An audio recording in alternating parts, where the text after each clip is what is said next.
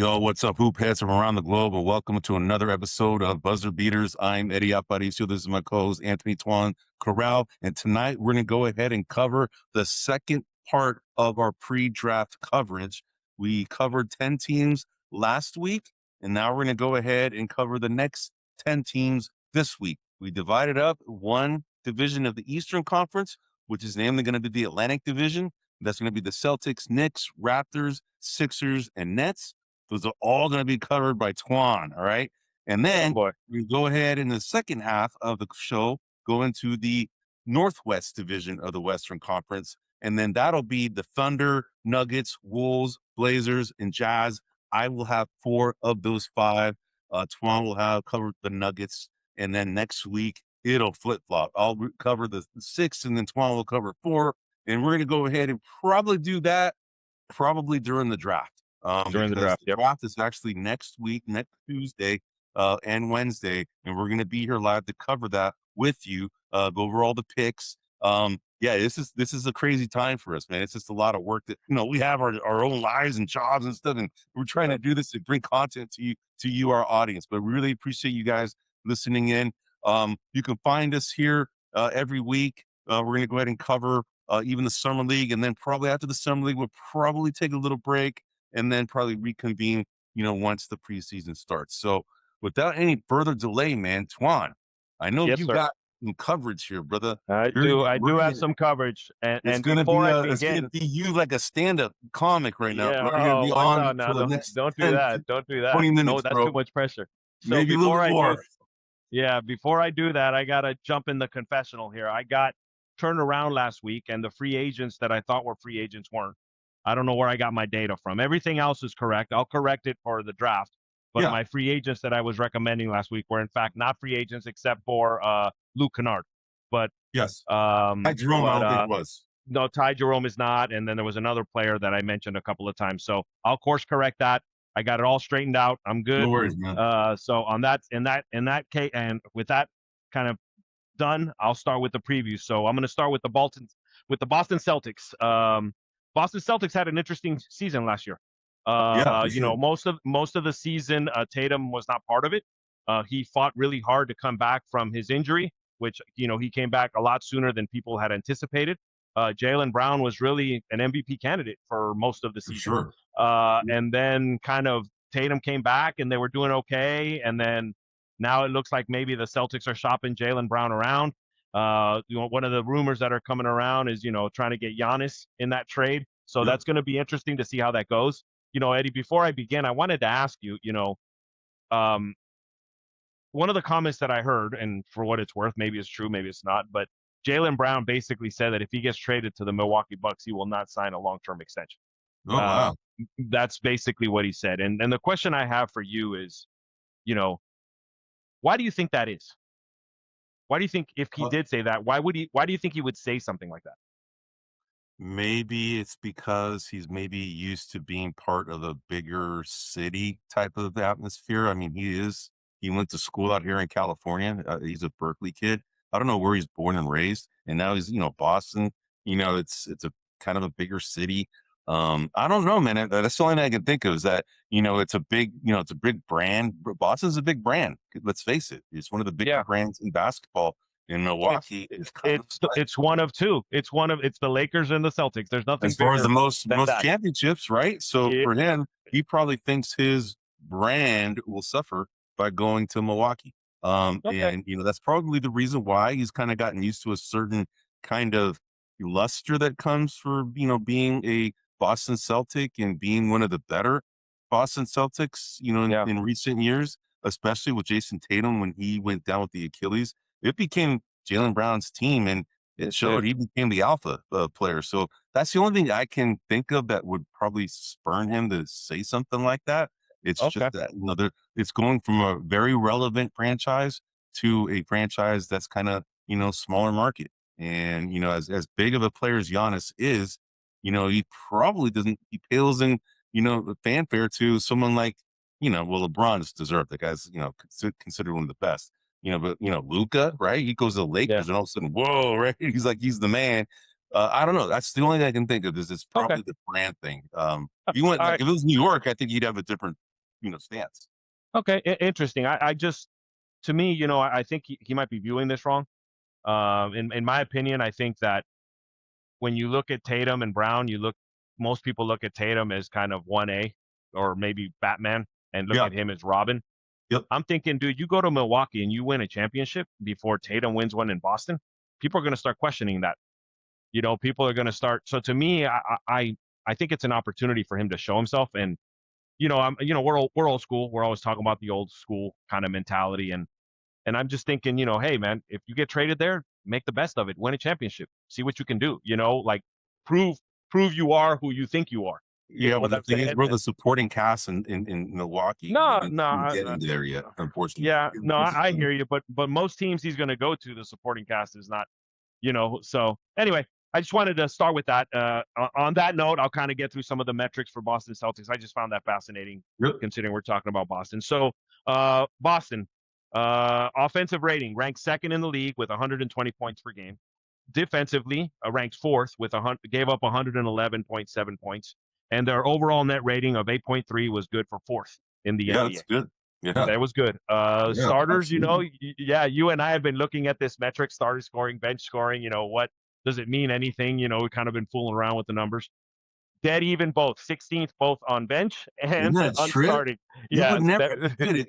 You would think, like, just without even looking at the metrics, if we never even yeah, had these metrics, you would think that a team as good as Boston, as good as the Spurs, as good as the Thunder, as good as the Rockets. I mean, all of these kind of upper echelon teams, that they would be ranked higher, like maybe top 10. And maybe East, correct. because that shows great balance on a team, right, on a roster. Yep. But we're Yep. finding here that that's not the case. We're finding that a lot of these teams, have the ratings as far as rankings for their bench and starters, well below average, because the average is 14, 15, 16 rank, and that's Yeah. kind of the average of the league, and they're all kind of in that range, which is interesting. Very Yeah, no, counterintuitive. and they're slightly below average on both, but Yeah. you know, not too low on either one. So in terms of roster needs, I think they're going to need additional paint presence, some front court depth, so some bigs. Those are the kind of the big two. I mean, they were a pretty good playoff team. They were a pretty solid team. I think depending on what they do with Jaylen Brown, they may need a secondary playmaker, right? Yep. They've got some players that can do it, but one that can attack the hoop, one who's aggressive towards the rim, I think is what. And then a little more wing depth, but that's just the status of the league. Like everybody wants wing depth, 3-and-D guys, Yep. things of that nature. From a cap perspective, they're ranked 11th in the league. They're 65.1 million um, over the limit, and I think that they have a very high draft day trade, highly likely. Oh, And the really? reason, Okay. yeah, and the reason being is I think they're shopping Jaylen Brown around pretty aggressive. I think that Boston is thinking they got two similar players, and they really need strengths in other areas of the court. And if they can leverage one of those players for that strength, like someone like Giannis, then they're going to go ahead and try and do that.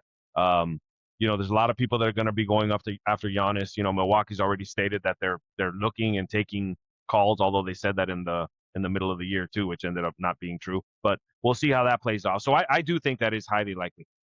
Players that are likely gone. Vucevic at 21.4 million, I think he's most likely gone. Delano Banton, Oh, Max wow. Shugla. Wait, is he still on the team? No, he's gone, man. He's no longer with He that was team. he was on the roster, but Okay. I know. but So that's interesting because I remember him being on Portland, and then I yep. think he got because he came from Boston, went to Portland, he went back to Boston. I don't know. I didn't Yeah, look at it. no. So all right, cool. Max Shugla and Amari Williams. Amari Okay. Williams got a salary number of 490K, so nothing huge there. Free agents to target. I mentioned front court presence. Mitchell Robinson. He's going to be a free agent. I think he's going to be highly touted. Robert Williams. He was there for a while, then got traded to Portland, and maybe they want to bring him back. Colin Gillespie or Anthony Simons. Those are kind of secondary playmakers, wing depth. They fall into that. So I think those are some free agents that they should look at and target. In terms of draft picks, they had the 27th pick of the first round. Some people that I identified that they're looking at, primarily bigs. Henry Vassier from North Carolina, 6'11". Yep. Terrace Reed, who was a rebound monster during Yep, he's the gone. during the Final Four. Yeah, during the NCAA tournament. He's 6'10", 263 pounds. And Chris Senick, power forward center out of Houston, 6'10", 240 pounds. I think they should go big. I think that's what they need. That's my Well, that's my overview of Boston. it's interesting that, you brought up these centers like, Mitchell Robinson, type players, right? I mean, Yeah, it makes sense that they would have a void with like, Nikola Vucevic. It's interesting. Nikola Vucevic is a good player, but he didn't really fit with Boston's kind of scheme. He's an outside shooting guy though, which is interesting.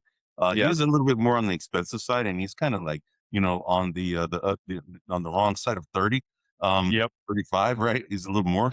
But they have this guy Nemius Queta, and Yes, he became a really good serviceable player, and maybe they just need another guy like him. But Robert Williams is a perfect comparison. He could go back to Boston. That's where he correct. Yep, kind of got his name really, and correct.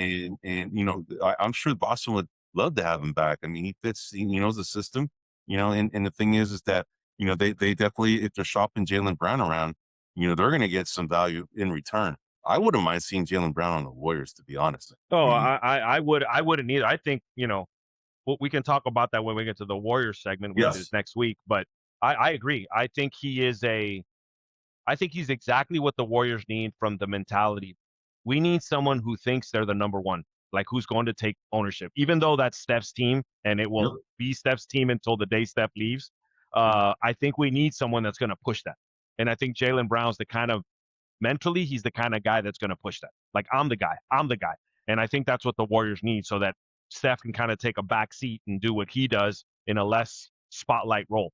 Yep. But we'll see. I mean, he's a big resource. I don't know if there's anything that we have that Boston would be interested in, but we'll see. Right on, All man. right. All right, All cool. right. Moving on to your NBA champions, New York Knickerbockers. Yeah. Congratulations, New York. We mentioned that last week. They did great. In terms of their ratings, fourth in offense, 118.7 points per game. Okay. Defensively, ranked seventh, 112.3 points per game. And their overall net rating of 6.4 was good to rank them fifth. So fifth in the league. So fourth offense, seventh defense, fifth in the league. Good numbers. Yeah, absolutely. Again, looking at this starting and bench scoring, they were fifth in the league with 84.8 points per game for the starters. And they Is were that a Tom 28. Thibodeau? That's a Tom Thibodeau. That freaking is a stat Tom right there, Thibodeau man. number. I absolutely agree. This is completely a Tom Thibodeau. By the way, I don't know if you saw, but I saw an article where Tom Thibodeau says it still hurts that they fired him. Like, Oh, yeah, the Penguin is still in pain, bro. dude, man, he did a Penguin. Dude, he just needed to add another freaking head into that rotation. That's all he Yeah, needed to do. yeah, but Instead of that rotation, 6 sometimes in the well, freaking playoffs. exactly. But if I'm a Knicks fan, it's going to be hard for me to miss Thibodeau when you get Brown and you win a championship in his first Yeah, season. Like, what you want me to do? What's yeah, the yeah. move? You know. Exactly. Speaking of bench scoring, they ranked 28th in the league at That's interesting. 31.6. Yeah, so Tom Thibodeau numbers. Yep. Roster needs. Well, they're going to need some hangover cure, right? Because they're going to have a championship season. You look like a michelada, bro. Michelada. Yeah, exactly. They're going to Or need blood. birria or menudo, whatever those, Or man. enchiladas, yeah, menudo. They're going to need the whole nine. Yep. But so they'll need a hangover. I think one of the biggest things for them this offseason is whatever they can do to retain Mitchell Robinson. So they're going to have to try to retain him. And they're going to need to add a little bit of bench depth. I'll talk about some of the free agents that are going to leave. I think they're going to be expensive. So I think they're going to have to let some of those players go. So they're going to have to replace those with additional bench depth. In terms of the salary cap, ranked at 26th in the league, they're 97.1 million over the cap. Oh, wow. I didn't realize Yep. they were that high. Okay. Yeah, they're pretty high. And then for draft day trades, I think it is highly unlikely that they do much. I think they're going to sit with what they got. Like I said, I think their focus is going to be on retaining Mitchell Robinson and potentially retaining Jose Alvarado, Grand Theft Alvarado. Yep. Players that I think are likely gone. Jordan Clarkson, I think, is most likely gone at 2.2 million. Mohamed Diawara at 1.2 million, I think, is likely Interesting. gone. They're going to give up on him that quickly because they just drafted him, I think. Well, yeah, Jordan Clarkson or No, Diawara. Yeah, Diawara. Yeah, I think they're going to let him go. And then Jeremy Sokan, he's not an expensive player, but I think they're going to clear him out to get some additional players. Free agents to target. I already mentioned Mitchell Robinson and Jose Alvarado. However, they should look at more depth. people to replace some of the players that I mentioned. I think some good candidates are Tim Hardaway Jr., Bones Highland. Those are a couple of players that I think that will come in at the lower than the mid-level exception, some guys that can come in. I think there'll be some people that'll be excited to join the New York organization. Obviously, they're champions now. You're in New York. You know, you get the whole kind of full experience. So I think they could bring some of these players in at a low price. In regarding their draft picks, so they've got 1 first-round pick, the number 24 pick, and they've got 2 second-round picks at 31 and 55. Okay. For the first round, depending on what happens with Mitchell Robinson, I mentioned Terrace Reed previously. I think he's a potential person that could, I don't want to say replace Mitchell Robinson, but that might be a fit there. Yep. Koa Pete out of Arizona, 6'7". Yeah. I think he's also a player. And then a player that's been tied to the Warriors quite a bit, but I think could also help there, kind of a 3-and-D type guy, or a depth wing, is Kareem Lopez out of New Zealand, 6'8".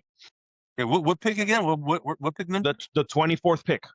24th. That was the 24th pick. I don't know if Kareem Lopez is going to slip that far, but we'll see. I don't know, but the fact that he's, kind of international, it's hard to know.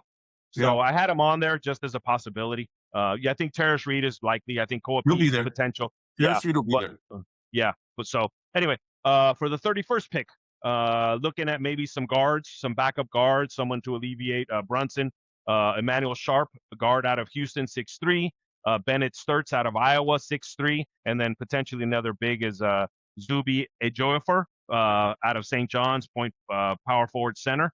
And then finally with the 55th pick, Nick Boyd, guard out of Indiana, Ryan Powell, guard out of Louisville, and Isaiah Evans, small forward out of Duke. All of those I think might be available in that pick, and the New York Knicks might look at that. Not that I know I mentioned that it's highly unlikely that they're going to make a trade, but it might be possible that they sell one of these second-round picks, and I don't know if you want to constitute that as a trade, but, just sell it for cash and have somebody else take that on. The Warriors are known for doing that, so some type of transaction like that.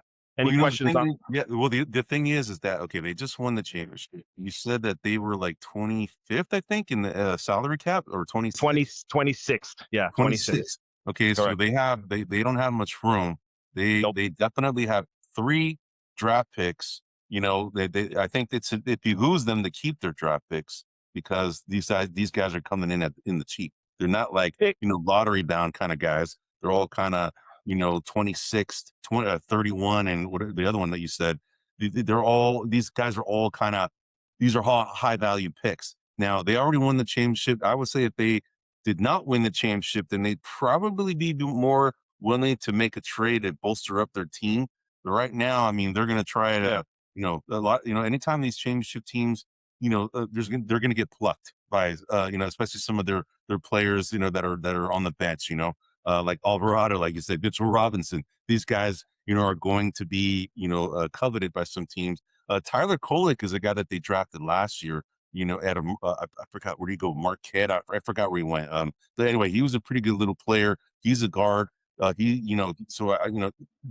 it behooves them to go young now, because their starters are pretty all polished, kind of veteran guys, and that veteran savvy is what really won them the championship. Honestly, man, I mean that collective veteran, experience won it. So I agree with you with the assumption that they're able to retain the players, both Alvarado and Robinson. I think that that's going to be highly up to those 2 players on how much money they want to make, because they're going to have to take a hit. They're going to have to take a hometown discount to stay. Yeah. And I feel they're going to lose one. I feel Robinson's going to be the one that might leave. I think Alvarado may resign, but I think Robinson may leave. If Robinson leaves, then I think they keep all their draft picks. But if they sign the 2 players, they may want to defer some of these draft picks for another season, right? So trade them for something down the line where they can backfill there. But we'll see. We'll see what they do. All right, moving on to the Raptors. To the Toronto Raptors. So Toronto Raptors, here's their metrics. Offensively, ranked 15 at 115 points a game. Defensively, had a good defensive year, ranked 5th at 112.1. Oh, wow, that surprised me. I didn't know that good. Okay. Exactly. Their net rating, 2.9, got them good for 11th, which is solid. That's solid. Starter scoring, 81.1, got them 10th, ranked at number 10. And their bench scoring, 33.5, ranked them at 24th. Roster needs, I think they need a rim protector, someone to block shots. I think they need a little bit more consistent 3-point shooting. And like most teams, they need some bench depth. A lot of these higher up teams like like the Spurs, like the Thunder, like they got really deep benches. So I think some of these teams are going to start looking into that. That's kind of the flavor of the NBA right now, is a lot of Yep. depth. Yep. Salary cap wise, they're ranked at number 7th, 52 million over the cap. And I think for a draft day trade, I think it's unlikely. I think they're going to kind of go with what they're building there. They got a pretty good nucleus. They got some players locked in. I think they need some additional things which they might be able to pick up in the draft. Players that are likely gone. I think Garrett Temple at 2.2 million. I think he hasn't been playing at all, man. Yeah, he's most At likely all. gone. The one that I think they're going to try to keep, but is going to be hard, is Sandro Mamukelis. Oh, Mamukelashvili, whatever. Yeah. He was starting to play pretty decent. But we'll see how he does. Another player that I think is gone is AJ Lawson at 2.2 million. Yeah, I agree with that. And then for us Warrior fans, Trace Jackson Davis at 2.2 million. I think he's most likely gone. He started off strong there, but towards the end he wasn't playing much, and people were questioning the trade. I hear you. Yep. So free agents to target. Colin Sexton. He's going to be a free agent, so I think you might want to pick him up. Tim Hardaway Jr., Anthony Simons, and if you want a rim protector, someone like Nick Richards, I think would be a good pickup. So those are some of the players that I think they might want to target. Regarding draft picks, the first round they've got the 19th pick, and then in the second round they've got the 50th pick. Some people to target in the 19th round. I mentioned them already. Bennett Sturts out of Iowa, a 6'3" guard. The guy that's mocked most often for them is a guy named LeBaron Fallon Jr., a guard out of Alabama.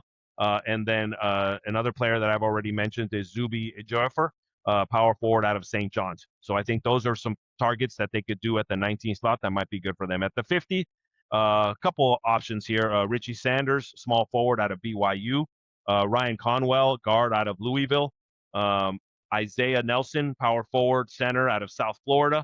And then Ugonna Onisienso, center out of Virginia. You're pretty good with the names, man. Yeah, it's tongue twisting me here. But yeah, so those are some people that might be available at the 50th. But as we all know, 50th, and once you start getting into the 50s, it's hard to. It's a crapshoot, man. It's a crapshoot. Yeah, you get Draymond, or you get somebody else, or you get Nikola Jokic. Yeah, well, I don't think that's ever happening again. I mean, we'll see. But geez. All right, moving on to the 76ers. The 76ers had an interesting season. It's almost like they had two halves. They had the first half where a lot of people were injured. They weren't playing really great. And then they really came on strong towards the end. The New York Knicks eliminated them and it wasn't the Eastern Conference Finals. Was it the Eastern Conference Finals? First round. Yeah. No, the Sixers won the first round. They won the first round. Sorry, yes. Yeah. It was the second round. Okay, yes. So for the Sixers, ranked at 16th in offense at 114.3 points per game. Defensively, ranked 17th, 114.4, so hovering right in the middle. And then net ratings, they're negative 0.1, so they're just slightly negative for 18th. They were the lowest team that was in the negatives. Every team above them was in the positive numbers. Scoring, ranked 6th at 83.5, and bench scoring ranked 27th at 32.4. Roster needs, Knicks, man. That's almost similar to the Knicks. Very similar, but very similar. A very different outcome though. Roster needs. I think the biggest question is what are they going to do with Paul George? He's very expensive. He's been hurt quite a bit. He hasn't been playing that much. I don't think he's worth the contract right now. So that to me is the biggest roster question that they're going to have. He disappeared in the playoffs, dude. I was very disappointed in he wasn't really asserting himself at all. He was, letting the game come to him. Respectfully, I understand why you don't want to force the issue, but dude, the team was struggling. I mean, it's Tyrese Maxey's team. Joel Embiid's now is kind of second fiddle to Tyrese Maxey, but Paul George is still, all-star caliber guy and one of the more assertive, offensive players when he's engaged. And I was very surprised that he just disappeared in the playoffs, man. Yeah. So the question was that a sign of things to come, or was just an anomaly? We'll see. But I think they got a big question around that. I think some of the things that they need to focus on is re-signing Quentin Grimes and Oubre. They both played well. They did. I think that they both should look to try to re-sign him. And then depending on what happens with Andre Drummond, which I think is likely gone, they may need some additional front court depth. Regarding the salary cap, ranked at 17th, they're 75.7 million over the cap. And I think a draft day is likely. Not highly likely, but I think it's likely that they'll try to get some action. If they can find a suitor for Paul George I agree. or do something, I Yep. think it's likely that they're going to do some movements. Players that are likely gone. Kyle Lowry, veteran. Yeah, he hardly played. He's just there for he's like the Udonis Haslam for them right now. Right? Exactly. So at 2.2 million, I think he's likely gone. Dalen Terry at 2.6 million, I think is likely gone. Andre Drummond at 5 million, I think he might be likely gone. He's played well. And then Quentin Grimes at 8.7. I think he's likely gone. I mean, maybe they can try to keep him, but I just feel like someone's going to offer more money. And as I mentioned, they're 17th in the cap, or ranked 17th. They're 75 million over the cap. We'll see what they can do, but what to do there. And then the free agents to target. I think that really, in terms of free agency, I think if they can re-sign Oubre, Grimes, and Drummond, I think that's a good offseason for them. So that's really who I put. That's really who they should target, those players. And then decide what you want to do with Paul George and a couple of other pieces, but they're not that far, right? Obviously, the center there, we need to figure out Joel Embiid. We need to figure out how healthy he stays, because as we saw, for a couple of playoff games, when he's healthy, he's an MVP type candidate, and he really can make a difference. But that's the big question: will he be healthy? How much can he play? So that's really the target there, or the thing that they want to identify. Yep. Regarding the draft, they have only one draft pick, the 22nd pick in the first round, and some players that I think they should target based on some of their needs. Koa Pete, who's a front court depth type player. Alan Graves from Santa Clara, also a front court player. And then Isaiah Evans, a small forward, coming out of 6'6", depending on what happens with Paul George. So I think those are three players that potentially could be there at the 22nd pick. And seeing if any of them are available, I think that's a direction they might want to look at. Dude, what's the trip is that, you just brought up the Santa Clara guy. It was the last name Graves, I think his name is. Yeah, Alan Graves, yeah. Dude, the only player that I remember growing up that went to Santa Clara was, Steve Nash. Yes. Yeah, and that was like an anomaly. Like, Santa Clara? Basketball? What? Yeah. It's a Jesuit private school out here in San Jose, or Santa Clara. It's really close by where I work.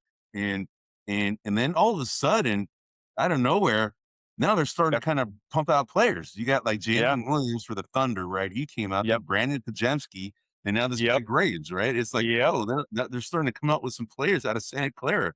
Wow, no, that's good. Man. They're recruiting. It's not only Gonzaga, right? Gonzaga is like in Boston College are the two kind of well-known Jesuit basketball teams in the tournaments usually. But now here comes Santa Clara. Ooh, LMU used to be another one too. LMU, but they're a Jesuit school, and that's where my daughter goes. And they used to be back in the 80s when Hank Gathers, right? And you got to be afraid. The Jesuits are coming, brother. No, be careful. They're on the hunt. All right. Man, get the Nets, man. The Brooklyn Nets. Okay, well, we all know, or maybe you don't know. Unless you're a Brooklyn Nets fan, you don't really know what was going on with the Brooklyn Nets because they didn't have much of a season. Their rankings are pretty much where you'd expect. Offensively, dead last at 108.2. Defensively, ranked 25th, gave up 118.2 points per game for a total net rating of negative 10 points per game, which got them 29th. They weren't the worst, but they were right there. Starter scoring 64 points a game, ranked them 30th. Bench scoring 42 points per game, ranked them 7th. So they had a decent bench, but not great starters. What do they need? Oh, good Lord. What do they need? They need a lot of things. So I think they need a franchise level star. They need someone who's. You don't have any. I mean, I think their best player, I would say, would arguably be Claxton. Nick Claxton would probably be their best player. Or Porter, if you wanted Porter to go Jr. That way. From a scoring standpoint, but best all around player standpoint, to me, it's Claxton. To me, that's not a star, So no, I love to see Claxton on the Warriors. I'll tell you that right now, brother. Oh yeah, me too.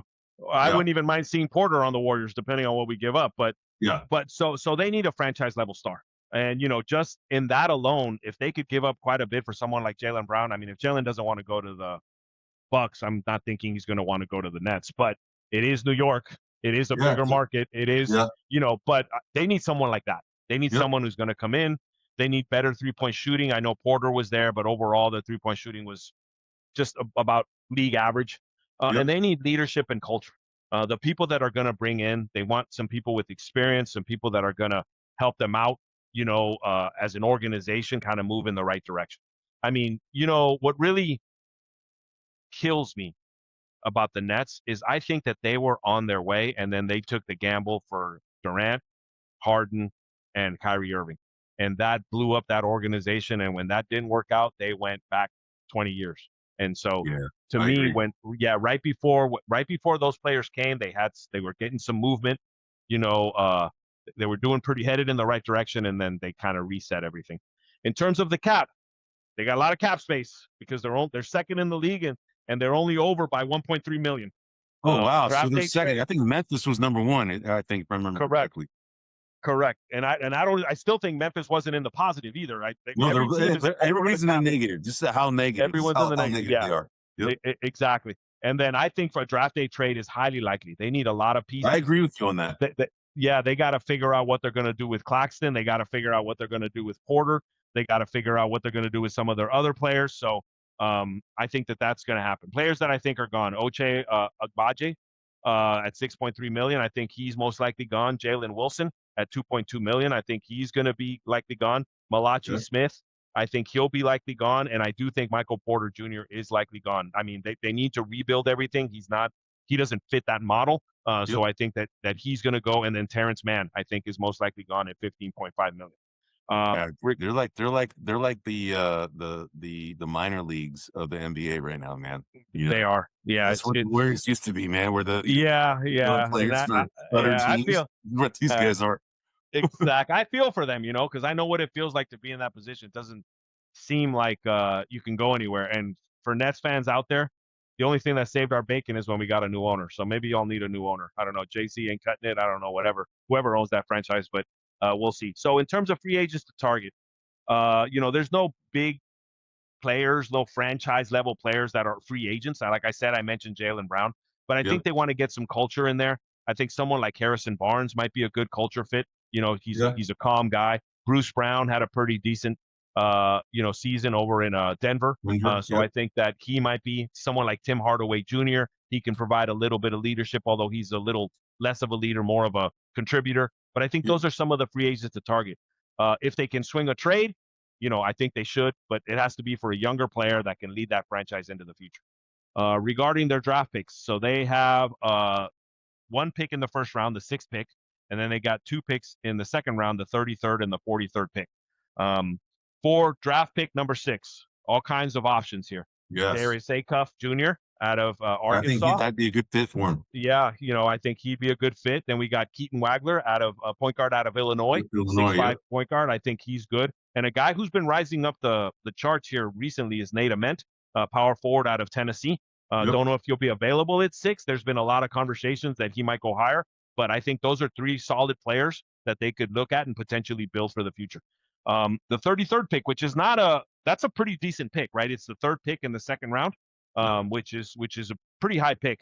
Henry Vassir, who I mentioned out of North Carolina, Yes. a center, 6'11". Emmanuel Sharp, a guard out of Houston, 6'3". And then Malik Brown, power forward out of Duke, 6'8". I mean, these are kind of, 2 big men or 1 guard, just kind of filling in those slots. And then at the 43rd pick, I mentioned some of these guys already. Isaiah Nelson out of South Florida. Braden Smith, I think we mentioned him last week, out of Purdue. He's a smaller 5'10" guard, but, ballsy player. And then Trevin Brazile, a power forward out of Arkansas, might be available with the 43rd pick, a 6'10" player. So that's my overview for the Brooklyn Nets. Right on, man. Good job, man. Hey, you did 5 teams in 30 minutes. That's for 33 minutes. Or we spent some time on the Celtics for a while, but that was good, man. Yeah. That was okay. That was the Twan show for the first half of the segment. Now Hope I put y'all to sleep. Now it's gonna come to, we're gonna switch on the first 2, and it's gonna be me to clean it out and then to finish it up. All right, man. So now we're gonna go into the Western the Western Conference, so the Northwest Division of the Western Conference. So so the Thunder are the teams. The first thing I'm gonna go ahead and cover. So the Thunder had an awesome season. They were the defending champs, but they got ousted by the Spurs. And we all thought when whoever won that series was gonna win it all. And here we are. Totally egg on our face. It's not even true. The Knicks came out and just and stunned the world by winning that. And you could argue that was one of the bigger upsets in recent history, at least on paper. I mean, but East Coast bias all thought that the Knicks, it was the Knicks, and they were hot. The team was hot, but They this were. Oklahoma City Thunder team, everybody thought this was going to be the next dynasty. Dude, it still can be, man. I think if Jalen Williams had played, they might be the guys that might have emerged as the champions. I think, in my opinion, if the Thunder had played the Knicks, I think the Thunder would have beat the Knicks. It's a matchups thing, right? I just think they Yep. would have. But anyway, Okay. so all right, so the offensive rating. So the Thunder are 7th ranked offensive rated team, 118.94 points. Their defensive rating, they're number 1. They've been number 1 for the last 3 years, bro. So 107.89 points is how much they give up on average in 100 possessions. That gives them a net rating of 11.05. That's number 1 in the NBA. By a Starters, margin. By a by, margin. I think by at by, least 2 or 3 points.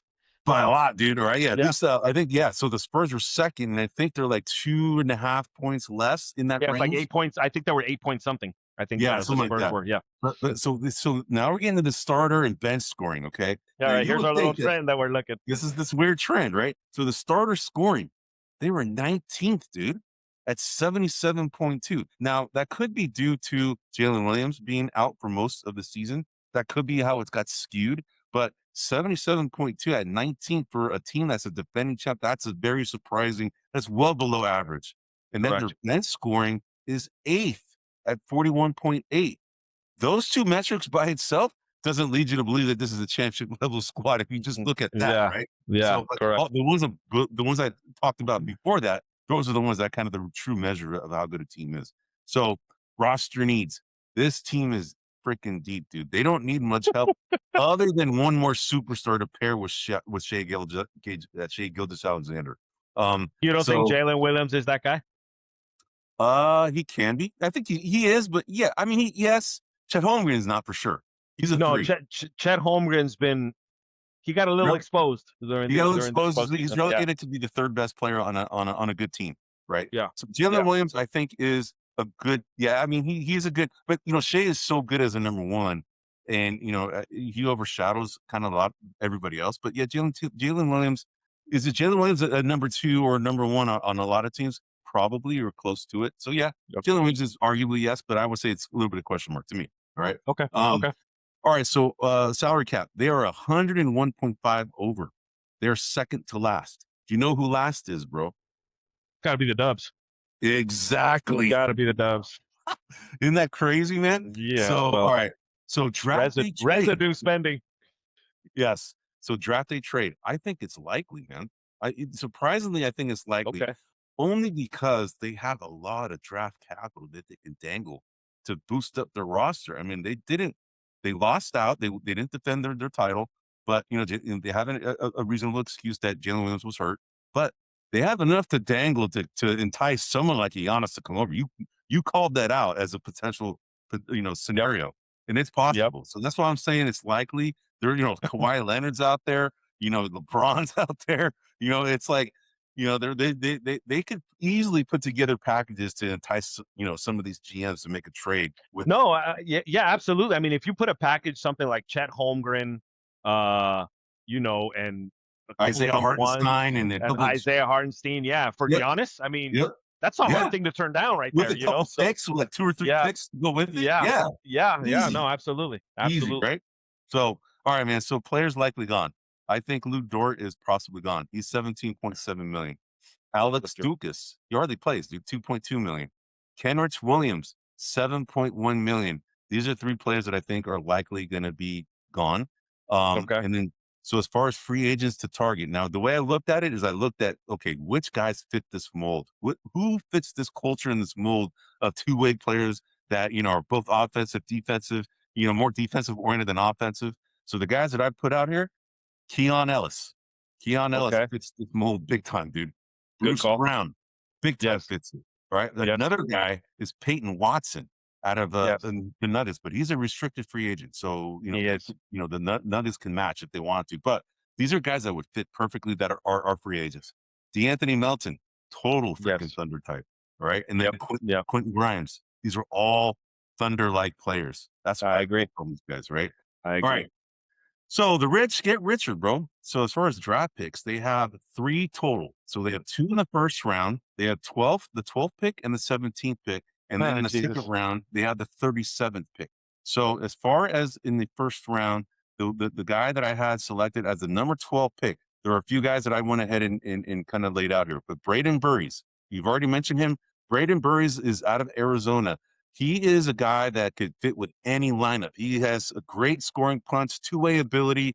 He's widely compared to, at least to the scouting reports that I've seen, to Jared McCain.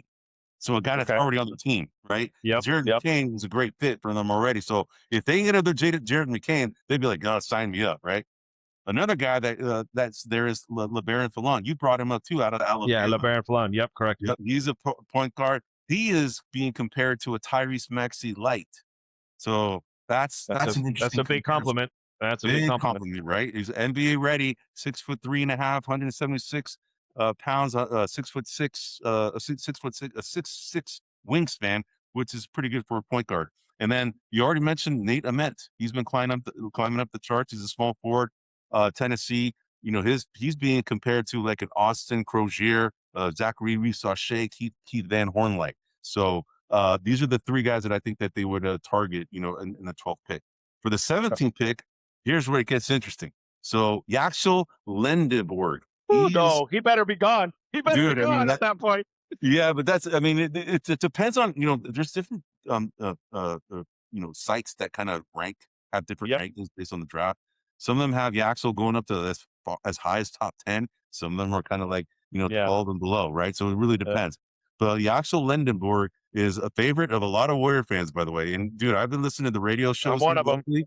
Dude, even the hosts are talking about this guy on the radio shows here locally. They're talking about this is a good fit, even though he's like a 24-year-old guy or whatever. He's kind of older, but you know, he's 6'9", 241 pounds, dude. 7'3" wingspan, dude. Yes. That's crazy.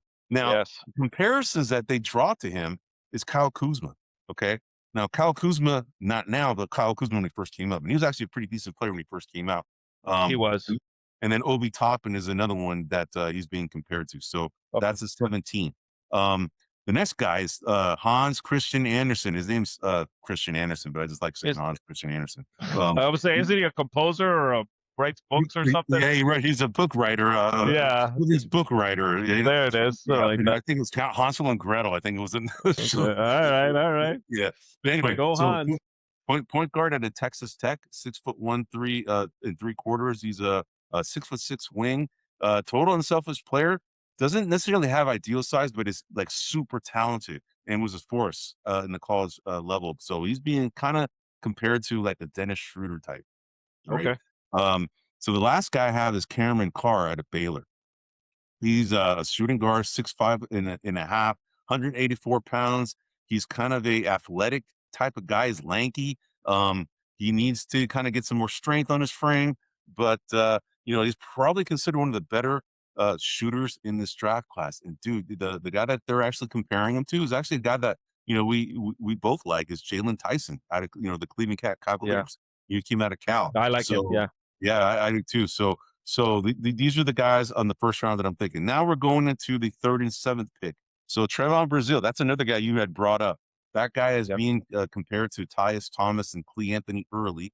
And then the next guy is Jaden Bradley out of Arizona. He doesn't have a player comparison, but he's highly athletic, 6'3.5", 205 pounds. He's got 6'6" wingspan. So, but it has a lot to do to develop his game. So that's kind of that's what some of the scouts are saying about him. Then Tyler Bilodeau, that's another guy you brought up, at a power forward out of UCLA. This is a guy who's 222 pounds, 6'8". You know, he plays a real strong, heady game. Has a pretty decent looking jumper, and athletic, strong, and fundamentally sound. Kind of reminds you, kind of like the Draymond Green, like, but a little bit bigger. Okay. So that would be my comparison to him. So that's it for the Thunder. All right. So now you got the Nuggets, bro. I do have the Denver Nuggets, who had, I think, for most Nuggets fans, would be a disappointing season. However, on their rating, offensive rating, number 1 at 121.2 points per game. So they were the highest scoring offense this year. Defensive rating, ranked 21st, 116 points per game. Net rating, 5.2 is their difference, positive 5.2, which is good for 7th in the league. Starter scoring, here we go with the funny numbers again.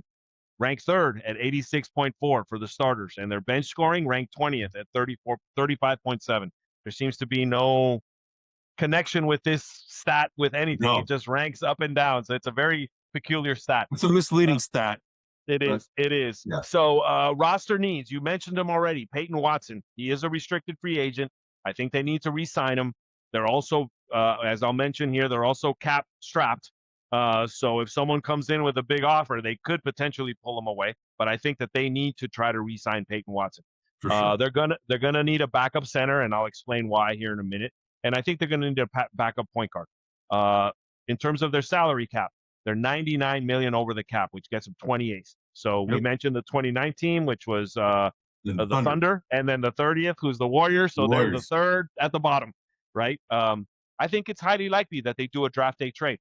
They've got some pieces. They're typically teams that are cap strapped. This is an opportunity for them to pick up a player or make a trade. They got some pieces that they could trade. So I think it's highly likely.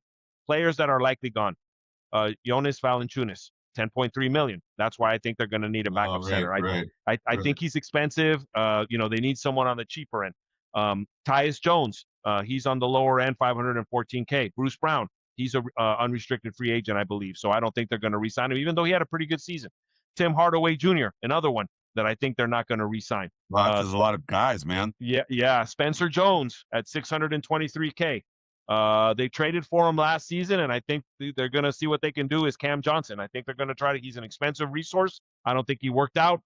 So I think they're going to try to get rid of him. And he's primarily the reason why I think it's highly likely they're going to do a draft day trade. Interesting. And Jalen Pickett at 2.2 million. Now, in terms of point guard, in terms of free agents to target, mentioned a backup center. I think Andre Drummond could potentially be a backup center. We also mentioned a backup type of guard, even though he plays bigger than he does, is Gary Payton II from the Warriors. I think that he might be a good fit over there. And then I agree. Yeah, and then Matisse Thybulle, a small forward, I think would be a good fit. Defensive-oriented guy. Yep, defensive guy. So I think those are 3 potential free agents to target. They have their own pick at the 26th first round. And then in the second round, they have the 49th pick. Who to target at the 26th? So mentioned a backup point guard, Ubaka Okori, a point guard out of Stanford, I think would fit. I've mentioned him on a couple of different times, is Bennett Sturts out of Iowa. He's a guard, 6'3". I think he's potentially there. Then we're looking at some of the bigs, Joshua Jefferson out of Iowa State, 6'8" power forward. And then Amari Allen out of Alabama, who's a small forward, power forward combo. So I think those are some of the players that they can target with the 26th pick. And then moving on to the second round is the 49th pick. This gets a little more muddled, depending on what happens. We've already mentioned Braden Smith, a guard out of Purdue, a small guard, so he could be a good backup point guard. Alex Caravan, I think we mentioned him last week, small forward, power forward out of UConn, I think might be available there. Richie Sanders out of BYU, small forward, 6'5". And then I already mentioned this guy. I'll try to say his name again. Ugonna Onyenso, a center out of Virginia, 6'11", could be also fit in the backup model, backup center, depending on what they do with the earlier pick.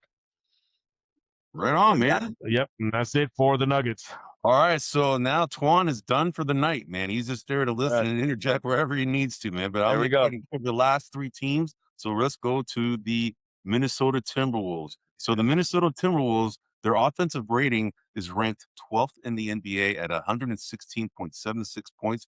Defensive rating, they're 8th, 113.68. Net rating, they're 10th at 308 positive. Starter scoring, they were 8th, 83 points per game. Bench scoring, 35 points per game. That's good for 21st in the league. Now, as far as roster needs, what they need, bro, is another consistent scoring option alongside Edwards, bro.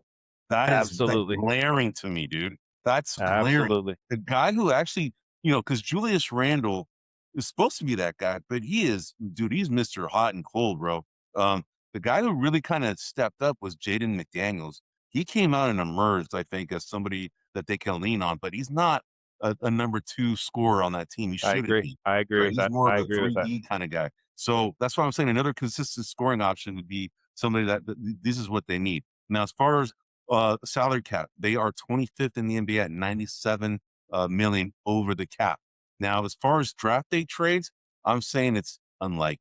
Okay, even though they have in the first round they have the 28th pick, in the second round they have the 59th pick. I just think that they're still gonna try to build, and try and get younger. But as far as free agents to target, so before I get there, players likely gone. So I think this injury by Dante DiVincenzo, his Achilles, I think that's going to probably seal his fate. I think he's not going to be on the team. But we'll see. That's a guy I think that they might lose. That's I now like that guy. And that's the second major injury he's had in his career now. Yeah, right? I don't remember if it was the Achilles before. It might have been. No, I think it was knee. It was knee issues. I think. Yeah, it was an ACL or something. I think in college or right after college or when he was on the Bucks, I think he had like a pretty bad knee injury. Yeah. That kind of sidelined for a little while. I just don't remember exactly which one it was. But yeah, so I think that's gonna seal his fate as far as part of the Timberwolves. But he's a good player, man. I mean, he's a really good, solid 3-and-D type guard who plays bigger than his size. Kind of like a la Gary Payton. Yeah. Mike Conley is another guy. Okay, he's getting old. He's 2.5 million. I just think that they need a better backup point guard than Mike Conley. They had Rob Dillingham, but I guess they didn't think he was the right guy, so they shipped him off to the Bulls, and maybe that's where he shines. Julian Phillips is another guy I think that's going to be gone at 2.5 million. So, but as far as another consistent scoring option to meet their roster need, these are the free agents I think they should target. One, CJ McCollum. CJ McCollum would be a very good secondary scorer for this team. Anthony Simons. Anthony Simons is another one I think could be a good secondary scorer for this team. Yep. And then another guy, but I don't know if he'll be dealt by the Rockets, but Fred VanVleet. I think he's a free agent. I think it's a team option if I remember correctly. But Fred VanVleet is another potential guy that would be a good fit. And these are all good secondary scoring options alongside Edwards. It's Edwards' team. Correct. Somebody else who could carry the load when he's off the floor. I like CJ McCollum. Of those three, I think CJ McCollum's a good calming presence. When you need a basket, he's there. I would agree. I like the CJ McCollum suggestion. Right on, man. All right, man. So let's go to the 28th pick. So what we have here, the two guys that I think that could fall to him, they'd have a choice between Zubi Ejiofor, who you brought up from St. John's, a center, 6'8", 245. Is a big physical tough guy, has a decent little mid-range jumper. There's no real player comparison to him, but that's one guy that they could probably target. The other guy, another center, is UConn, your Terrace Reed guy, man, 6'10", 264 pound, 7'4.5" big a wingspan. He's a big burly dude, good footwork. We saw him, as a rebounding machine. His player comparison is Charles Oakley. Okay, so that's who I think these are guys that they should target. Not much of a scoring option there though if you go with him, but he'll get you rebounds and he'll do some of the dirty work. Actually, there's one other guy that I didn't. Isaiah Evans out of Duke is the last guy. So he's another guy. He's a small forward type. He's kind of a real, a stringy, kind of wiry, strong kind of looking guy. 186 pounds, 6'6.5", 6'8" wingspan. Great shooting touch. He also is very athletic. He just needs to kind of bulk up a little bit, right? That's what we talked about. Yeah. The player comparison that they have is Jet Howard, and he's not a big player in the NBA, Jet Howard. I think they're just looking at his frame and style of play. That's what they compare him to. But it's not initially a good comparison because Jet Howard really hasn't have a really good mark in the NBA yet. So all right. So then the 59th pick. So the two players that I have here are Melvin Council Jr. out of Kansas. He's a point guard, wiry combo guard, can score, stepped up big for the Kansas Jayhawks this season. So he's somebody that's a high upside kind of guy that you can pick that late. 59th pick, and then they can also go after a guy named by the name of Malik Brown out of Duke. He's a power forward, 6'9", 215 pounds. Very, very good defensive player. Very, very heady player, but just doesn't have a very good offensive game yet. But if you have a defender, an elite defender, you can kind of polish his offensive game to be good enough, right? So, that's it for the Bulls. So now we got the Blazers. Not Bulls, the Timberwolves. Did you say Bulls or Wolves? The Wolves. That was the Wolves. Yeah. Okay. Yeah. So all right. So then now I got the next team is I think I'm on the wrong. Portland, right? Yeah, Portland Blazers. Should be Portland. So Yeah, Blazers and then the Jazz. So okay, I got all screwed up here on my orders. So let me go ahead and get to Portland Trailblazers. All right, so Portland Trailblazers offensive rating, they are 20th in the league, 114.54 points.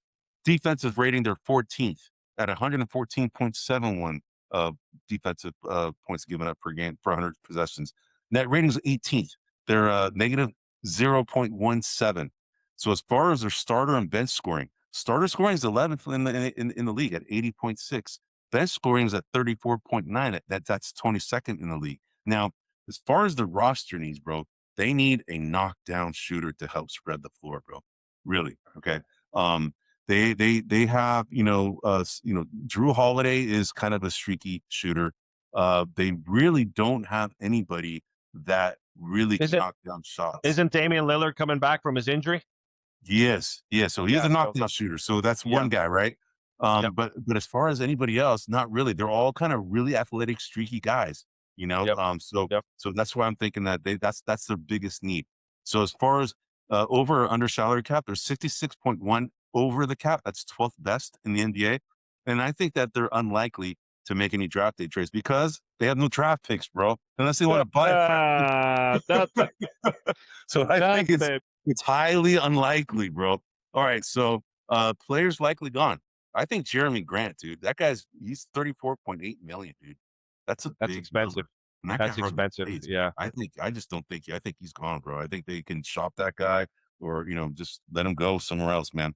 But as far as free agents to target, dude, old and expensive. He sounds like a warrior already.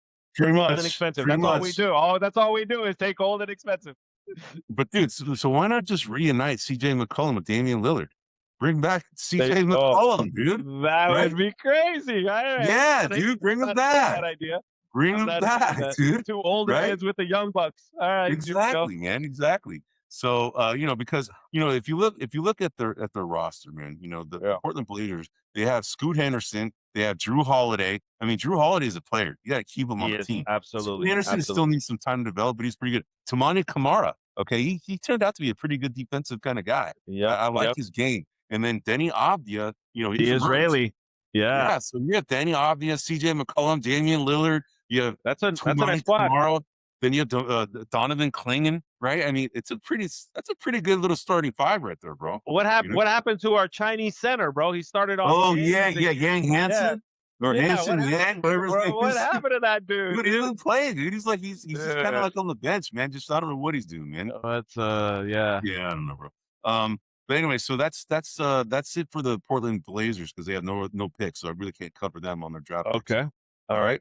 So now the final team that I have here is the Utah Jazz. Now, the Utah Jazz, let me just make sure I'm right here and I got to find it because I'm all messed up on my order here, man. I don't know where I put the Utah Jazz. Here we go. I found them. All right. So offensive rating, I have them at the 22nd best team in the NBA at 114.18. Defensive rating, they're at 122.39, which is 29th. That's second to last. Net rating, they are third to last, 27th in the league at negative 8.21 negative. That's 100 points possession. 100 possessions are going to be out, scored by 8.21 points. 100 possessions. All right. So starter scoring, interesting. 13th. This is better than what you pointed out for it was the Thunder. The Thunder. Correct. Well below. So these guys are better than the Thunder from starter scoring standpoint. At 78.8. That's 13th best. Bench scoring, they're 39.8. That's 12th best. I mean, whoa, right? Yeah. So roster needs, they need a veteran bench scorer and a wing defender. So as far as under or over salary cap, they're negative 46.7 million. So that's 46.7 million above the cap. So that's fourth best in the NBA, which is actually pretty good. As far as draft day trades, I think it's highly unlikely, honestly. Players that I think are gone. So I think Kevin Love at 7.9 million, I think is gone. Yusuf Nurkic, I don't know. 29.1. They traded for that guy. But I don't know. I mean, now they have Triple J. Correct. I don't know. I don't know if you heard, but there's some friction between Walker Kessler and the organization. He's saying he doesn't want to re-sign with them. There's some Yeah, there's some brouhaha there going on. I think he's having issues with Danny Ainge, believe it or not, because Danny Ainge is such a lovable Dude, guy, and so we'll see. I'll follow that, but I guess the reason I'm bringing that up is Nurkic depending on how that goes, Nurkic may or may not play a role here. interesting. Yeah, Interesting. Well, I mean, yeah, because you look at their team, right? You look at their starting point guard is Keontae George. He actually turned out to be a pretty good player. All right. He's got his shot last year in an expanded role, and he's actually showed out to be a pretty good player. Ace Bailey, he was on your team, on your fantasy correct. team. He was. He's actually turned out to be a decent player too.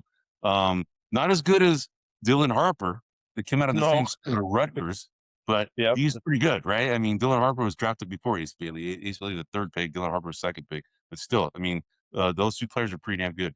Laurie Markkinen is a small forward. I mean, dude, you put him, Triple J. You just mentioned Walker Kessler. Yep. But then you have Yusuf Nurkic, who's backing them up. And then your boy Kyle Filipowski. Don't forget about my boy Filipowski. Filipowski, dude. That's right, dude. That's all my right. guy. So I mean, their team's decent, man. I mean, they're up and coming now. I think they're kind of a team to watch. They're kind of like the Blazers that I pointed out like a couple years ago. They're the team for me to watch. I think that this team's going to make a big jump. Not necessarily like they might be scraping for the play-in, but they're going to be better than they were last year for sure. Yeah. All right. Yeah. So free agents to target: C.J. McCollum, Kobe White, Anthony Simons, Chris Middleton, Tobias Harris. These all fit the roster need of veteran bench scorer and wing defenders. That's why I picked these guys. Now, they have only one pick, and it's the number one pick, bro. Actually, the only pick that matters. It's the second pick. Sorry, they had the second pick. The second pick of the draft. And it's really going to come down to AJ DeBonta and Darren Peterson. The Wizards, they have an interesting choice because Darren Peterson has pretty much said that he's only wants to go to the Wizards, which is interesting, because it's probably because, the Wizards have put together a team that has Trae Young, that has Anthony Davis, it has Alex Sarr, not Keontae George, but the other George, Keyshawn George, Bub Carrington. You have kind of a good little young nucleus here, along with a couple of vets. Maybe he thinks that they're just a better fit for his game. Maybe that's why he's kind of saying where he wants to go. But Darren Peterson is kind of being compared, interestingly enough, to Ray Allen and Kobe Bryant Light, dude. Oh boy! Wow. Dude, those are big names, dude. I mean, those are some big shoes. Yeah. Dude, and he's a shooting guard out of Kansas, 6'5.5", 109 pounds, 6'9" wingspan. The thing is with him is his cramping issues, right? I watched this game. He looked pretty good, but he didn't like jump off the floor to me when we were watching the tournament. I was watching this guy closely. He looks good, but he didn't jump off the floor to me like AJ DeBonta did. AJ DeBonta just like, whoa, dude, this guy look hella good. AJ DeBonta is being compared to Tracy McGrady. So that's an interesting, that's all a player. Okay. So that's who he's being compared to. 6'9.5", 217 pounds, wingspan of 7 foot. I mean, this guy he can score in all levels, man. And he can impose his will on his game. He's just an alpha dog who just sets the tone for the team. He's just one of these type of guys. And that's the guy that jumped off the TV when I was watching the games. That guy, I was like, oh my God, that guy looks freaking good, dude. He's the only guy that jumped off the floor for me in that whole tournament, honestly. So I would agree with that. Yeah. So anyway, that's it, man. We covered all 10 teams. All right. So we covered the Atlantic Division of the Eastern Conference, and then we also covered the Northwest Division of the Western Conference. We covered 10 teams, and we're going to finalize our last 10 teams next week for the draft. So we're probably going to cover during the draft. Okay. So we're going to cover the Southeast Conference, which is the Hawks, Magic, Hornets, Heat, and Wizards. And then the Pacific, we're going to go ahead and cover the Lakers, Suns, Clippers, Warriors, and Kings. I mean, we're going to need some things to talk about in between picks. So this is the right time to do it, right? So that's what we'll do. That's why we're going to do it. And then we're going to have our live draft show on Tuesday, June 23rd and Wednesday, June 24th. So come in and join us as we do the picks. Who knows? We might have a special guest. We shall see. But anyway, this is our show for this week. Thanks for tuning in. I'm Eddie Aparicio. This is my co-host, Anthony Tuan Corral. We're also known as the Cisco Kidz. You can find us at grumblingsmedia.com, or you can find us wherever you get your podcasts. Anyway, thanks for tuning in for this week. And until then, Have a great week, everyone. All right. Hey, everybody, this is William Del Pilar, founder of Grumblings Media, and I want to say thank you for watching our content. If you want to support our